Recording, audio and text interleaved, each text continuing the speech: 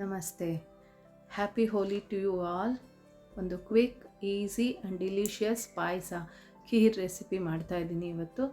ಬೂಂದಿ ಕಾಳು ಹಾಕಿ ಅದಕ್ಕೆ ಒಂದು ಪ್ಯಾನಲ್ಲಿ ಒಂದು ಅರ್ಧ ಟೇಬಲ್ ಸ್ಪೂನಷ್ಟು ತುಪ್ಪ ಬಿಸಿ ಮಾಡಿ ಅದಕ್ಕೆ ಒಂದು ಅರ್ಧ ಟೇಬಲ್ ಸ್ಪೂನಷ್ಟು ಕಡಲೆ ಹಿಟ್ಟು ಹಾಕ್ಕೊಂಡು ಚೆನ್ನಾಗಿ ಘಮ್ ಅನ್ನೋ ಅಷ್ಟು ಹುರಿಬೇಕು.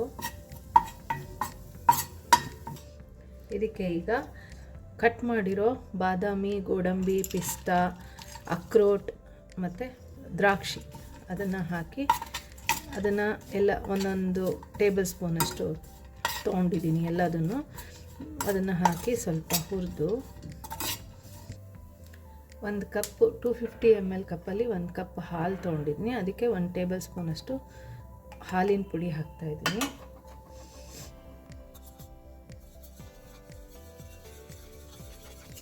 ಇದನ್ನು ಇದಕ್ಕೆ ಹಾಕ್ತೀನಿ.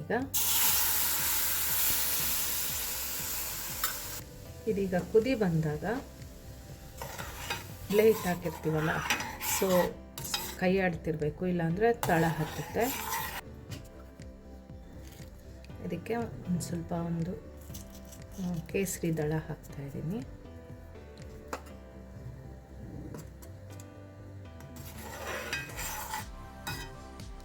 ಇದಕ್ಕೆ ಒಂದು ಅರ್ಧ ಕಪ್ನಷ್ಟು ಬೂಂದಿ ಕಾಳು ಹಾಕ್ತಾಯಿದ್ದೀನಿ.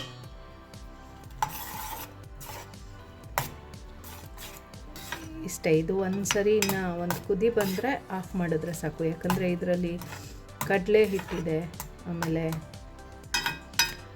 ಮಿಲ್ಕ್ ಪೌಡರ್ ಇದೆ. ಸೊ ಅದು ಒಂದು ಸ್ವಲ್ಪ ಆರಿದ್ರೆ ಕರೆಕ್ಟ್ ಕನ್ಸಿಸ್ಟೆನ್ಸಿ ಬರುತ್ತೆ, ಗಟ್ಟಿಯಾಗ್ಬಿಟ್ಟು.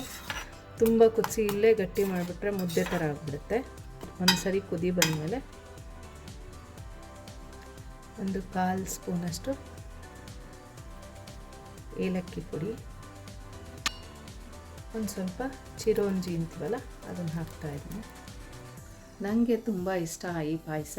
ಇಲ್ಲಿ ನಾರ್ತ್ ಇಂಡಿಯಾದಲ್ಲಿ ತುಂಬ ಮಾಡ್ತಾರೆ. ಈಗೇನಾದರೂ ಸೌತ್ ಇಂಡಿಯಾ ಕಡೆನೂ ಮಾಡ್ತಾರೇನೋ ನನಗೆ ಗೊತ್ತಿಲ್ಲ. ಮತ್ತು ಸ್ವಲ್ಪ ಬೂಂದಿ ಕಾಳು ಇದ್ದರೂ ಸಾಕು, ಫ್ರೆಶ್ಶಾಗಿ ನಾವು ಬೂಂದಿ ಕಾಳು ಮಾಡ್ಕೊಂಡು ಈ ಪಾಯಸನ ಮಾಡ್ಬೋದು. ಬೂಂದಿ ಕಾಳು ರಿಟರ್ನ್ ರೆಸಿಪಿ ನನ್ನ ಬ್ಲಾಗಲ್ಲಿದೆ, ಲಿಂಕ್ ಕೊಟ್ಟಿರ್ತೀನಿ, ನೋಡ್ಕೊಳ್ಳಿ. ಇದಕ್ಕೆ ಎಕ್ಸ್ಟ್ರಾ ಸಕ್ಕರೆ ಎಲ್ಲ ಏನೂ ಹಾಕೋದು ಬೇಡ, ಯಾಕಂದರೆ ಬೂಂದಿಲೇ ಸಕ್ಕರೆ ಇರುತ್ತೆ. ಸೊ ಅದು ಸಾಕಾಗುತ್ತೆ.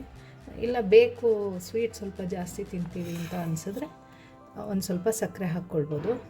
ಆಮೇಲೆ ಮಾಡಿದ ತಕ್ಷಣ ಇದನ್ನು ಮಾಡಿದ ಪಾತ್ರೆಯಿಂದ ತೆಗೆದು ಬೇರೆದಕ್ಕೆ ಹಾಕ್ಕೊಂಡ್ಬಿಡಿ, ಯಾಕಂದರೆ ಇದು ಬೇಗ ಗಟ್ಟಿ ಆಗ್ತಾ ಹೋಗುತ್ತೆ.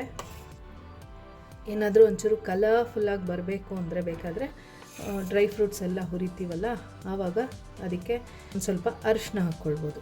ಬೇರೆ ಫುಡ್ ಕಲರ್ ಯೂಸ್ ಮಾಡೋರು ಹಾಕ್ಕೊಳ್ಬೋದು, ನಾನು ಯಾವುದು ಯೂಸ್ ಮಾಡಲ್ಲ. ಸೊ ಅರಿಶಿನ ಹಾಕ್ಕೊಬೋದು, ಇಲ್ಲಾಂದರೆ ಕೇಸರಿ ಹಾಕಿರ್ತೀವಿ, ಅದ್ರ ಕಲರ್ ಬಂದೇ ಬರುತ್ತೆ. ಎಲ್ಲರೂ ಮಾಡಿ ನೋಡಿ, ಇಷ್ಟ ಆಯಿತಾ, ಚೆನ್ನಾಗಿ ಬಂತಾ ಹೇಳಿ. Thank you all. Thanks for watching.